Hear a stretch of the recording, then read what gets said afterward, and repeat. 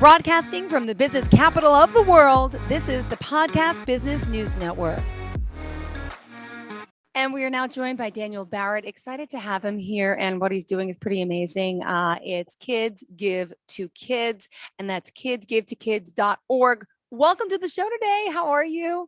Thank you for having me. Thanks for being here. Would you mind introducing yourself to our viewers and listeners today? Good morning, viewers, or afternoon if you're in a different state. My name is Daniel. I'm the founder of Kids Give to Kids, and I'm just, humbled to be here. Great. Well, let's talk a little about, specifically, if you don't mind, what it is exactly. You're based out of California, and are you working with kids all over the country or just specifically your state?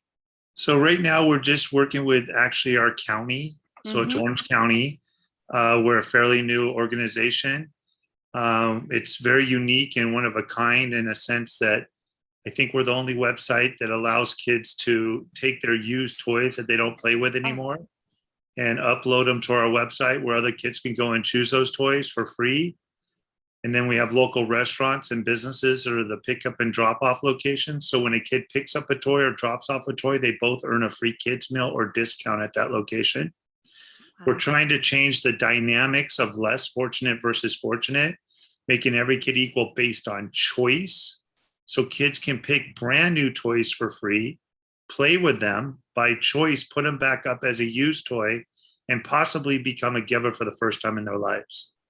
This is a great, great concept. I'm loving it. Kidsgivetokids.org. It's a nonprofit. Daniel, can you tell me how you got involved in this, how you started this? Tell me a little bit about you before this and how this came to be.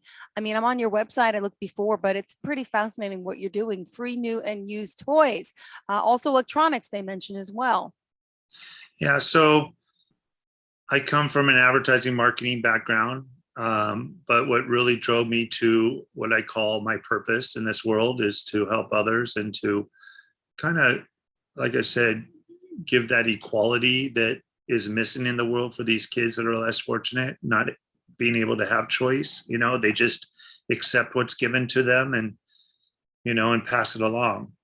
I grew up in the foster care system. So I grew up in group homes and foster care, and then ended up back in a single parent home. And we didn't have choice. We just accepted what was given to us if we got anything at all. Yeah. And I mean, I don't know the outcome of what this program will do for these families, but I'm hoping that, we inspire kids to change the world. Got it. Well, it's exciting to have you here. This is the first program that I've heard. We're from New York. We're worldwide here on the podcast, but for the first time I've ever heard of anyone doing something like this. It's a pretty fascinating concept. And all those people that you're helping, it's the kids out there who need it. You also have used toy drives, fundraisers. Do you mind discussing a little bit about that? So our toy drives are a little different. So we do a toy drive during the holidays. And we put out hundreds of boxes all over Orange County at different businesses. And between November and December, we collect thousands and thousands of brand new toys, which generates our storefront. I don't know if you can see in the background. Show me. So by the way, yes, let's tell them. So this is now, you're located where exactly? In Orange County, California. Perfect. And but if you look at my background, go ahead. I see all those toys. And then we just purchased a shrink wrapping machine. So we get our used toys and then we shrink wrap them, because then it gives that opportunity for a kid to kind of like feel like that they're getting a new toy, even though it's a used toy. And I mean, it looks brand new, so the bottom line is we're hoping to change the experience for these less fortunate children that, and also fortunate children. If you think about it, fortunate children don't have a choice to give. They are told to give, their toys are being taken from their parents, put into a bag and take it to Goodwill, clean a room, do this. You want new toys, do this, What if a kid came up to you and said, Mommy, can I put a new toy up on Kids Give to Kids? How much better, not only would it make you feel, but how much better is it to feel, the power of giving versus just receiving? It's so much better to give than it is to receive as far as emotional state of mind. Wow. Yeah, I have a 5 and 7-year-old, two boys, and there's lots of toys around my house that I keep saying we got to make some, soon we're going to collect everything and go donate it to someone to give a kid who need it. But and we did it with their electronic ride-on vehicles last summer, and my little guy was just felt so good when the little boy came to pick it up. It was like he saw he was helping, he got the concept better than the 7-year-old, and it was just so amazing to do something good and to feel that give back. So he wants to do it again. And, we put it on Craigslist for free. But this is creating new, this is amazing what you're doing. And then you literally go to the website and you can upload a picture of the item. Could you So explain how it here's what works? makes it a little bit unique and different. Yeah. So if you think about it, it's kind of like a Craigslist, Yeah. but here's the difference. The difference is so a kid uploads a toy and it gets approved. Once it's approved, then it gets placed onto our store. But in the notes, it says the toy is donated by the child. So the kid can go on to the store, see their toy, and Mhm. see that their name is the person given the toy. So when the toy is picked, now when the parent does upload the toy, they get to choose where they want to go to drop off the toy. So they can pick based I on the see deal, there's or some they can Dunkin' pick, Donuts, there's some pizza places, some local yeah, restaurants, dance academies. Okay. yeah. So they can choose based on the deal, or they can choose based on the demographics and how close it is for them to pick it up, or I mean, for them to drop it off. So then once it's chosen, then they get a text message saying, hey, your toy's been chosen. Go drop it off at the location that you chose. There'll be a bag waiting for you. They put the toy in the bag, they take a picture, we get that picture, and then we send a notification to the family to go pick up the toy. But let's say it's Round Table Pizza. So when they go to Round Table Pizza, drop off the toy, they also get a coupon for $10 off a large pizza. Uh-huh. Now, it's their choice to use the coupon or not use the coupon. They don't have to, there's no obligation. Same with the kid that picks up the toy. And I want to make clear that our program is completely free and it will always be free. There's no membership fees, there's no cost. But for us to run our program, these restaurants and businesses are the sponsors of our program. So they donate a donation once a month to us to keep our program alive. Wow. But at the Wow. same time, we drive families into their restaurant, not only, to truly be a part of a community service program, but also to, potentially have a new, you know, client come in, or a new, family coming in. Yeah. So another thing that's really unique about our program that I don't think anybody does is we can track recycled toys on second and third generation. How So does we that? know, so we know when a kid picks a brand new toy and they play with it and they upload it later as a used toy, recycled once. Let's say that toy at that point was chosen again, played with, put back up, then it's recycled twice. And there's no program in the world that I know of that does that. No, that is amazing. And it reminds me a little bit of gotta say Toy Story, right? Have you seen the Toy Stories? I didn't see that one yet, but everybody, you're probably about the 10th or 20th person that's told me that that's exactly what it's like. And But it's the I think they should importance sponsor of, us. yeah, well, maybe they can. And clearly there's plenty of opportunities out there because that's what it's about. And to see the joy in giving, and, the mom makes him to clean up the toys, clean out the room. And some of the ones that he loves, he's giving up, and then it goes to the next person. And that little girl's so excited to get the Woody, and not to ruin the movie for you, but to get the played with toys. No, And it's just, it goes on and on and on. It's a beautiful thing. And I think we all know, and I'm sure you've done your research, you probably know exact details, but the truth is kids want, right? You buy a kid a toy. How long do they really play with it for? I I was mean, just going to mention that. I can was you just tell going to me? Because say that I know as a mom, they're but playing tell with it me. for like 2 weeks and they're done. And the thing is, what's even crazier is you can take that toy, put it in a closet, bring it out 3 months later, and they think it's a brand new toy. Yes. Yes, You that know, is so it's true. it's the attention span of most children when it comes to playing with toys. And here's what's really unique with what's going on in the world is people aren't shopping traditionally anymore. So, you got grandparents and aunts and uncles and brothers and sisters, and they're purchasing toys for their siblings and friends, and they're getting duplicates, so they've got two of the same toys. So why would they have two? So what a great way to just take that brand new toy and upload it to our program, you know? I mean, there's nothing, like I said, there's nothing better than the choice of being able to give And there's nothing better with just literally having a choice Yeah. to Wow. choose. Wow. Wow. There's so much. This is an amazing concept. And Daniel, again, just a little bit more about your background in marketing. So how did you really invent this concept? How did it all come about? Could you share with us the moment that you figured this out? So for like 5 years, I worked with Toys for Tots, just volunteering. But I was the only individual person that Toys for Tots would give 100 boxes to. There, and to this day, I don't think they even would do that now. But they would give me 100 boxes. I would take those boxes and put them all over Orange County. And we would have two events. We'd have an event around December 11th, and we would collect as many toys as we could at that point, Wow. and have the Marines come and pick them up. We would feed the Marines and they would take the toys, but our boxes would still be out for another 2 weeks, which was prime time of giving. And so then at that point, I would go and take the toys that we collected, and Denny's off Harbor in the 405 freeway in Costa Mesa would let us have their back parking lot. And this is where we really promoted to the less fortunate families. It was truly about less fortunate at that point. And we would lay out hundreds and hundreds of toys, and the families would be able to come and actually pick their own toys. But here's where the uniqueness came in. 25% of those families would eat at Denny's that day as a Wow. family. And the reason being is the money they would save on the toys that they would normally have to purchase for their kids, they took that money and had a dinner with their family. And that was, to me, a pivot point of trying to figure out a way to not only make this about the holidays, because I don't want it to be about the holidays. I want it to be about just giving and choice. And why are we only giving and having choice on the holidays? Why can't we give and have choice all year long? So putting this together, I knew the two things I had to do is, one is I had to make it to where every kid could choose their own toy. And two, I had to make it completely free to where there was no obligation for the families to be a part of our program. Right now, we have over 1,000 families that are a part of our program, which equivalents to over 3,000 kids. We're only in our second year. Our goal is to hit 5,000 families by June, or well, by the end of this year, 5,000 families, which would equivalent to about 20,000 kids. Wow.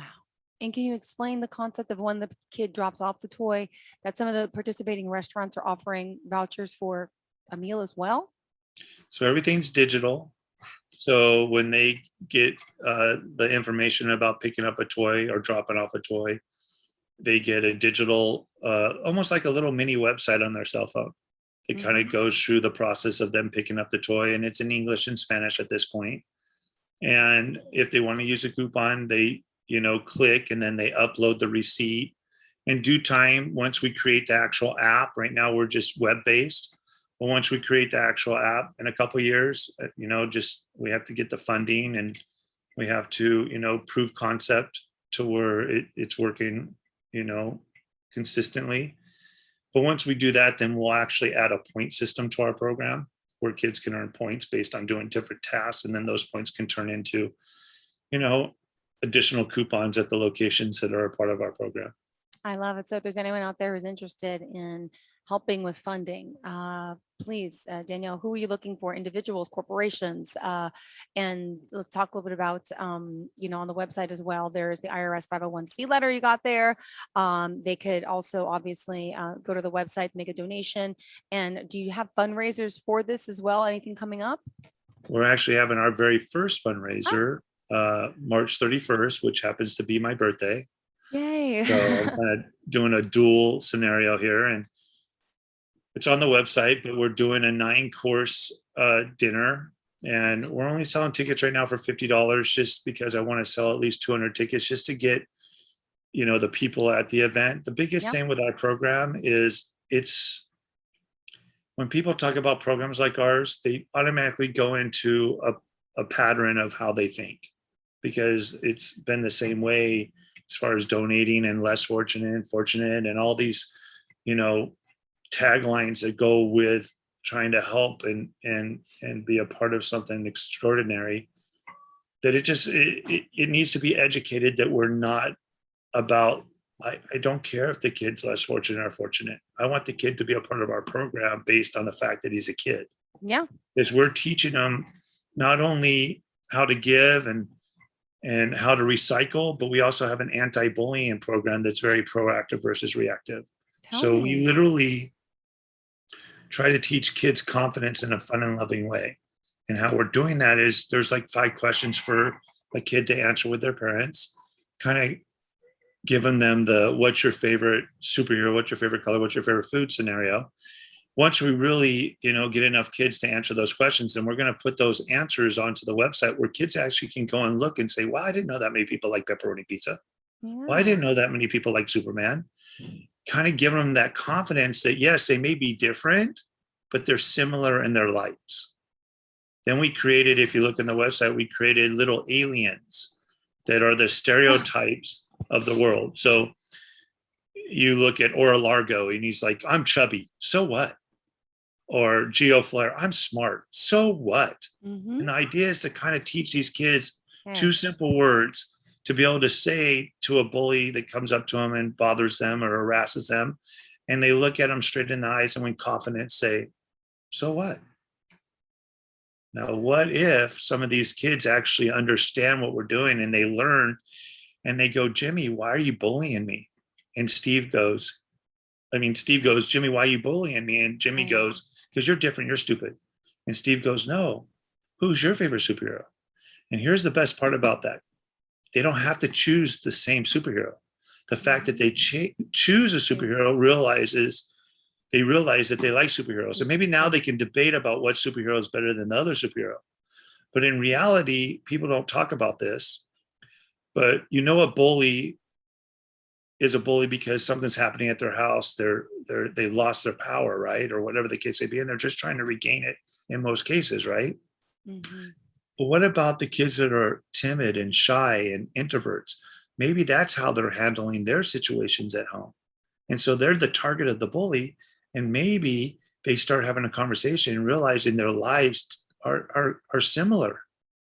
It's just that they deal with it differently. And no one's doing it this way. Everybody's reactive, not proactive. And so these little alien cards are placed in, everybody gets their toy in a bag. Let me see. Go closer. And What is that? The car? What's on the front? Oh, the sticker. just stickers. Oh, okay. These are Cute. sponsors of the bag. Got But it. inside the bag, hold on one second. Sure. Go ahead.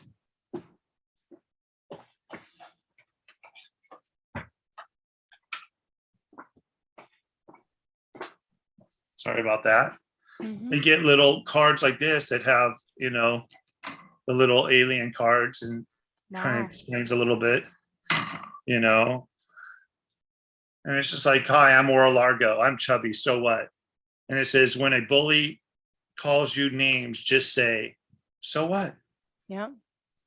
And so these are in all the bags. So every kid gets those. Just, everything that's happening with this program was a part of my life as a child. So I learned about a point system in Albert Sutton home, which was a group home. I was bullied like there was no tomorrow as a kid. So, it's a hard world out there already. So why not give these kids the tools to make it better instead of just putting band-aids on the situation? Yeah. Beautifully said, Daniel. Thank you so much. I mean, we still have 7 minutes left in the show, but Daniel Barrett, you're really changing the way people are thinking. And what have been some of the response from some of the parents, some of the children? Could you share the positive outreach and what's happening? What are people saying about you and the program?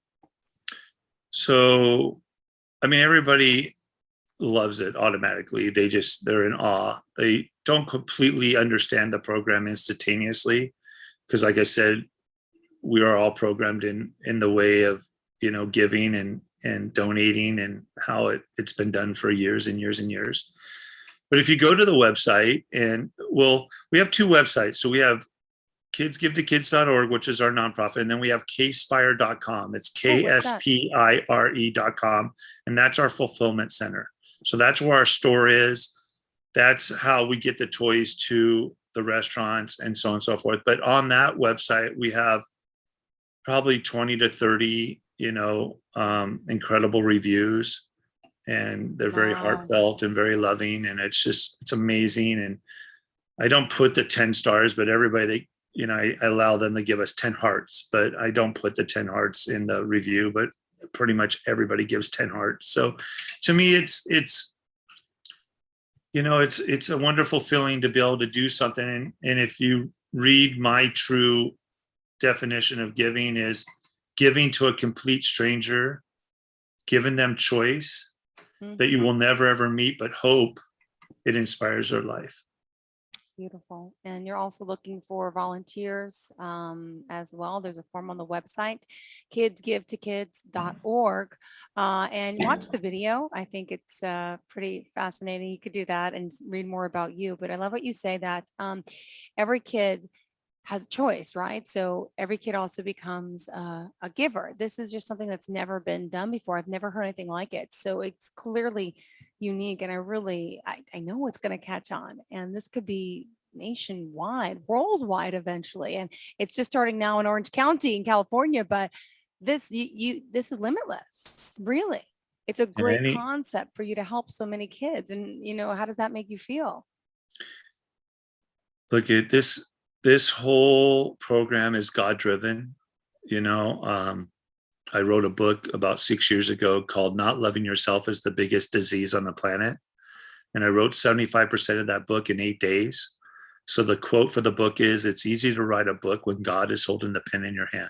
Mm-hmm. So this whole program wouldn't even exist if it wasn't for my partnership with God and allowing him, in my life, and trusting him and having faith that everything that's happening is his doing. So bottom line is it makes me feel great, but all the glory goes to God. Yeah, that's beautiful. Faith-based as well, my goodness. And you say this is now by 2024, you're hoping to have your app completed as well. And you're doing, Yeah, that's what we're working on. I mean, it's frustrating because it's not easy. It's expensive, but right now it's working. What we're doing is working, but for it to really truly scale, to go into other, counties and states, it has to be app driven in due time for it to scale properly. But look, another thing I've learned, it's not on my time, it's God's time. So I have to just have faith that he has his plans. And, I'm doing this podcast to hopefully get more, exposure, but also at the same time to educate people on our program. And if they would like to contact me and talk to me more personally, they can through the website. They can email me and I will have a phone conversation with them. If they live in Orange County or LA or San Diego and they want to meet up, I'll be glad to do so. And they can come to our office and have a tour and feel like a kid again. beautiful. And let's remind everyone about this 9-course fundraiser. When is it? Where is it? Could you give us the information? Yeah, it's on the website, but it's in Westminster. It's like an event center. They normally do weddings. Yep. So it's a 9-course meal. It's more of a networking group. So if you're a business owner or professional, it'd be a great way to promote yourself and at the same time meet new prospects and friends. And bottom line is by asking for $50 for the ticket just covers our costs. So our goal is to get 200 plus people at the event. And then if anybody wants to donate after hearing what our program's all about at that point, would help us tremendously. Obviously, that's amazing. And again, so the $50 for the minimum donation, but you can also sponsor a table. I was reading, right? You could donate with a credit card.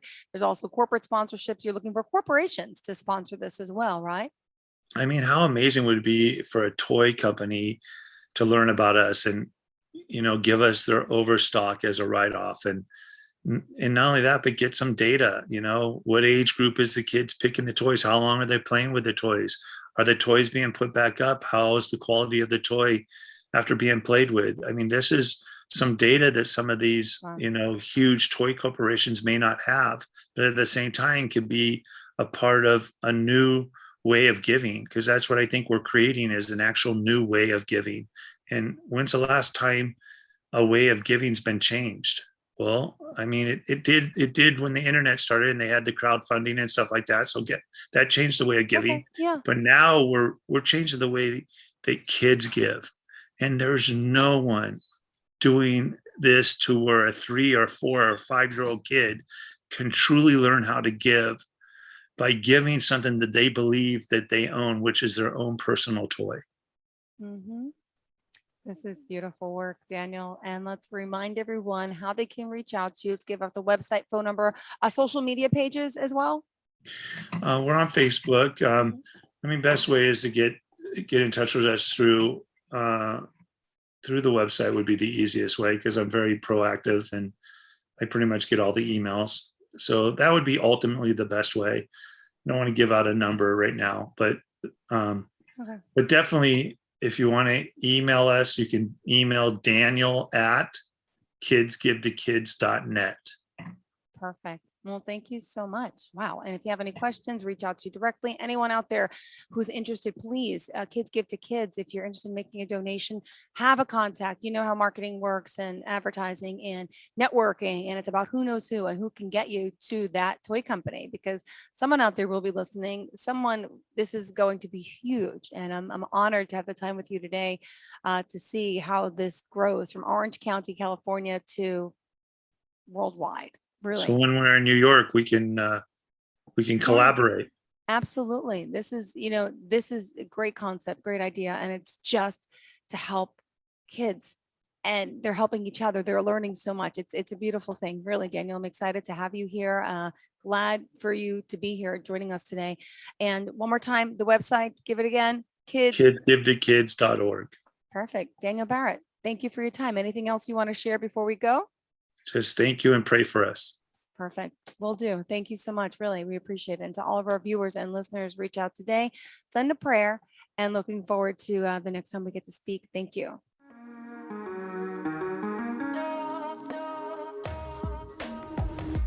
Broadcasting from the business capital of the world, this is the Podcast Business News Network. For nearly 2,000 severely injured veterans, everyday life has become filled with barriers. Day-to-day simple tasks can become pretty daunting. I have to carry my chair up 2 flights of steps or have somebody do it for me. What scares me the most is just the falling. When I'm struggling with my house, I think, to have that one great barrier just knocked down, I mean, it's crucial. Home for Our Troops is a wonderful nonprofit that builds a mortgage-free, fully adaptive, handicap-accessible house. And there's no catch. It'll be our very first home that we've ever owned. This is a game changer. This is where your life begins again. We need you to join us in completing this important mission. Please visit hfotusa.org and help build homes and rebuild lives. Because of you, everything's going to be okay.